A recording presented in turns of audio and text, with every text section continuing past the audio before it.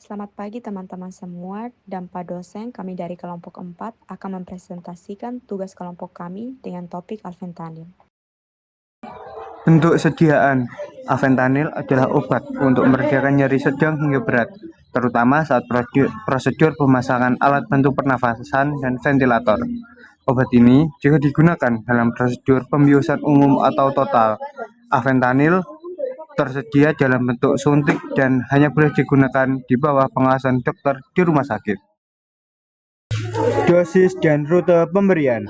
Aventanil umumnya diberikan melalui rute intravena dan subkutan. Macam-macam dosis pemberian.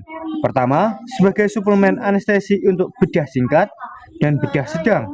Kedua, sebagai agen induksi anestesi. Ketiga, sebagai analgesik atau pereda nyeri untuk pasien yang sadar tetapi terbius. Yang terakhir, dosis pada anak-anak, yaitu di atas 12 tahun. Selanjutnya yaitu indikasi. Indikasi alfentanil adalah untuk penanganan nyeri pada pasien yang sudah dalam terapi opioid sebelumnya, nyeri kanker kronik, dan nyeri kronik yang sulit ditangani.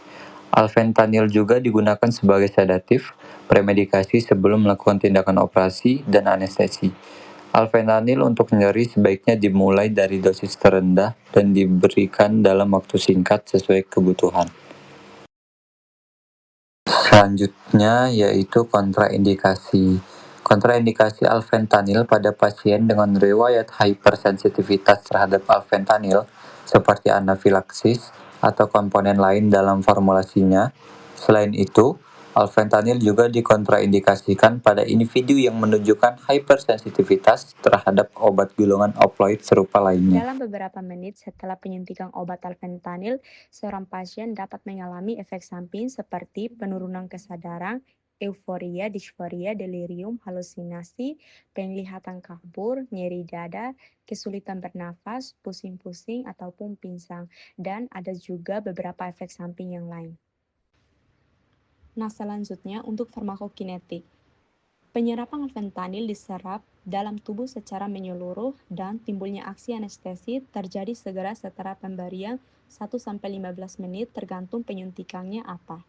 Alfentanil memiliki volume distribusi berkisaran antara 0,4 hingga 1 liter per kilogram atau 10% dari fentanil dan mengalami metabolisme hati yang ekstensif atau luas melalui sistem enzim CYP450 atau citochrome, di mana ia berfungsi sebagai substrat untuk CYP3A4 atau citochrome P3A4. Sekitar 1% dari dosis yang diberikan diekskresikan sebagai obat yang tidak berubah, dengan urin sebagai rute ekskresi utama. Waktu paru alfentanil berkisar antara 1,5 hingga 1,8 jam. Dan untuk farmakodinamiknya, dalam pengaturan klinis, alfentanil memberikan efek farmakologis utamanya pada sistem saraf pusat. Efek terapeutik utamanya adalah analgesia dan sedasi.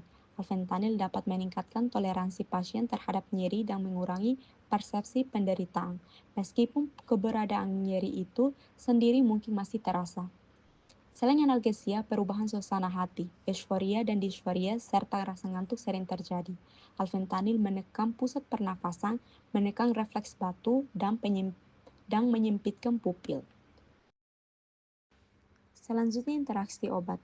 Meskipun beberapa obat tidak boleh digunakan secara bersamaan, dalam kasus lain, dua obat yang berbeda dapat digunakan bersamaan meskipun interaksi mungkin terjadi. Dalam kasus ini, seorang dokter mungkin ingin mengubah dosis atau tindakan pencegahan lain yang diperlukan.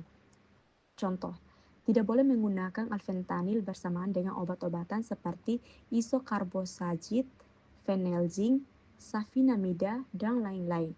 Contoh yang kedua, tidak boleh menggunakan alfentanil bersamaan dengan obat seperti acepromazine.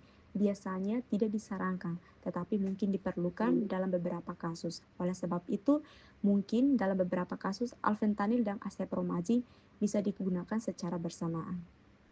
Selanjutnya yaitu melaporkan efek samping. Pasien atau keluarga harus segera melaporkan gejala atau efek samping tidak biasa yang dirasakan kepada dokter atau perawat. Selanjutnya yaitu tanggung jawab medis. Yang pertama ada dokter. Dokter bertanggung jawab melakukan penilaian klinis menyeluruh sebelum meresepkan alfentanil. Dokter juga harus menentukan dosis yang tepat, memantau pasien secara ketat, dan mengedukasi pasien atau keluarganya tentang manfaat serta resikonya.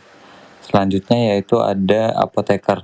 Apoteker bertanggung jawab memverifikasi resep untuk memastikan dosis dan legalitasnya.